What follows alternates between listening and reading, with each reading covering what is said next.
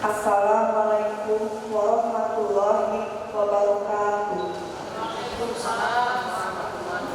Pertama-tama, marilah kita panjatkan puji syukur kehadirat Allah Subhanahu wa Ta'ala yang telah melimpahkan rahmat dan karunia-Nya kepada kita semua, sehingga kita dapat berkumpul dalam acara lomba pidato dalam rangka HUT Dharma Wanita Kesatuan tahun 2020. Tak lupa sholawat serta salam senantiasa kita sanjungkan kepada junjungan kita Nabi Muhammad SAW yang selalu kita nanti-nantikan syafaatnya di akhir zaman. Amin ya rabbal alamin. Yang terhormat Ketua Dharma Wanita Persatuan Kabupaten Aceh Tenggara, yang saya hormati Ibu Asisten 2, yang saya hormati Ibu Dewan Juri, dan yang saya sayangi ibu-ibu peserta lomba pidato. Hadirin yang berbahagia, perkenankanlah saya pada kesempatan kali ini menyampaikan uraian pidato bertema peranan wanita dalam pembangunan bangsa. Berbicara tentang wanita, tidak sedikit hasil kajian yang menyebutkan bahwa wanita masih tergolong kelompok rentan yang sering mengalami berbagai masalah, seperti kemiskinan, bencana alam, konflik, kekerasan, dan sebagainya.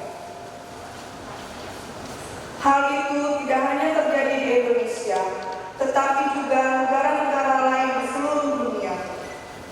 Pun di era emansipasi seperti sekarang, wanita sering dianggap sebagai kelompok kelas 2 atau subordinat, sehingga mereka tidak memperoleh kesamaan dengan laki-laki. Wanita hanya dinilai bisa dalam melaksanakan pekerjaan yang berkaitan dengan urusan rumah tangga saja. Wanita merupakan bagian yang tidak dapat terpisahkan dari masyarakat Indonesia. Oleh karena itu, wanita juga harus memberikan sumbangan yang positif bagi terwujudnya pembangunan sebagaimana firman Allah dalam surat An-Nahl ayat 97. Man amila sholihan min zakarin aw unsa wa huwa mu'minun falanuhyiyanahu hayatan thayyibatan wa lanajziyannahu ajrahum bi ahsani ma kanu ya'malun. Artinya, barang siapa yang mengerjakan amal saleh, baik laki-laki maupun perempuan, dalam keadaan beriman, maka sesungguhnya akan kami berikan kepadanya kehidupan yang lebih baik, dan sesungguhnya akan kami berikan balasan kepada mereka dengan pahala yang lebih baik daripada apa yang telah mereka kerjakan. Dalam ayat ini sudah jelas bahwa tidak hanya dibebankan dan diprioritaskan kepada kaum laki-laki saja. Terhadap kaum wanita pun dibebani tanggung jawab untuk ikut serta berpartisipasi dan berinteraksi dalam pembangunan mental agama dan kemajuan dalam berbangsa. Seperti pada Aisyah Amini yang menganut pandangan Islam yang menyebutkan bahwa hak dan kewajiban wanita setara dengan hak dan kewajiban laki-laki, tetapi tidak harus identik. Kesetaraan identitas adalah dua hak yang berbeda. Tradisi Islam menyebutkan bahwa kesetaraan bisa diperoleh, tetapi identitas tidak. Dengan demikian, laki-laki dan wanita harus saling mengisi dalam organisasi multifungsi daripada saling bersaing dalam masyarakat berfungsi tunggal. Hadirin yang berbahagia, seiring berjalannya waktu, wanita mulai bangkit dan berhasil membuktikan bahwasanya keberadaan mereka layak untuk diperhitungkan. Kecerdasan serta kepiawaian wanita-wanita Indonesia khususnya tidak bisa lagi dianggap remeh karena telah turut berkontribusi terhadap pembangunan.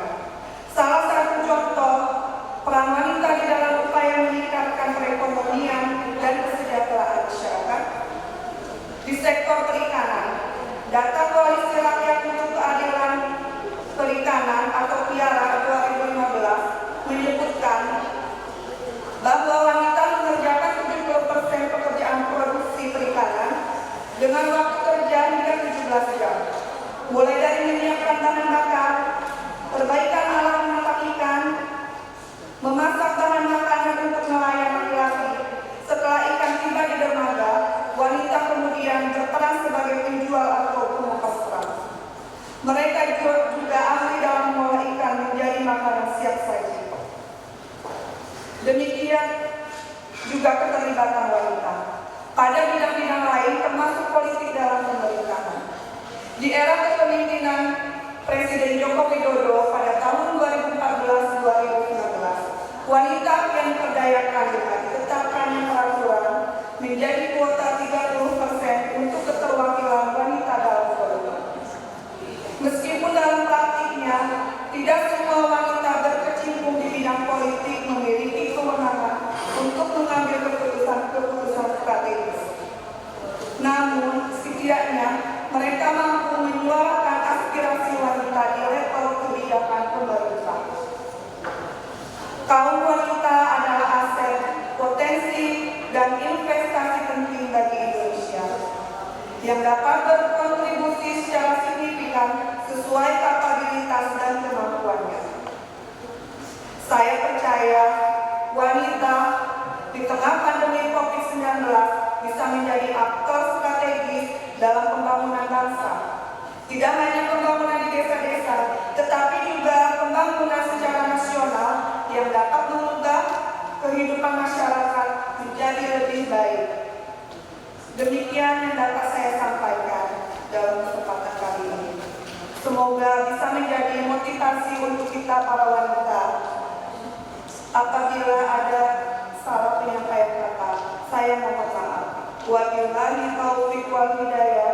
Wassalamualaikum warahmatullahi wabarakatuh.